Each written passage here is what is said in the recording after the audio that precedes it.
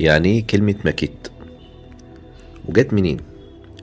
كلمة ماكيت اللي احنا نعرفها هي نموذج مصغر لعمل إنشائي أو هندسي كبير. لكن جات منين بقى الكلمة دي؟ الكلمة دي أصلها بيرجع لأمين خزانة بيت المال في عهد الفرعون منتحتب الثاني في الأسرة ال12، وكان اسم أمين الخزينة هو ماكيت رع. اتواجد داخل مقبرة ماكيت رع تماثيل ليه ولأفراد عائلته، وماكيتات للخدم وأصحاب الحرف والصناعات، واللي اتصممت بدقة وبتصور حياة المصريين في العصر ده اللي بيرجع لأكتر من 4000 سنة. تم اكتشاف المقبرة عام 1922 عن طريق بعثة متحف المتروبوليتان الأمريكية.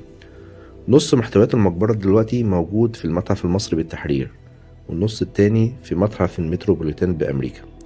وده كان قانون اكتشاف الآثار في الفترة دي، مش جديد في الفترة دي. ده بينص على إن أي بعثة أجنبية بتكتشف آثار بيتم اقتسامها بينها وبين الجانب المصري. دلوقتي عرفنا كلمة ماكيت أصلها ونشأتها جات منين. أصلها من الحضارة المصرية القديمة.